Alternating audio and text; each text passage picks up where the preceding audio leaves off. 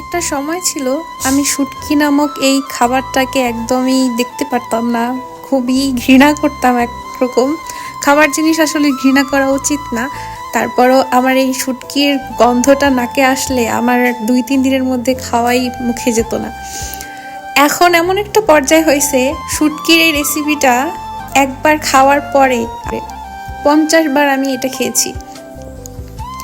তো শেষমেশ সবার সাথে শেয়ার করলাম আমার এই শুটকি খাওয়ার জার্নিটাকে। এইটা হচ্ছে ইলিশ মাছ, যেটাকে অনেক জায়গায় নোনা ইলিশও বলা হয়। আমাদের শরীয়তপুর অঞ্চলে এটা তেমন পাওয়া যায় না, বা আমাদের শরীয়তপুরে তেমন একটা শুটকির প্রচলন নাই বললেই চলে।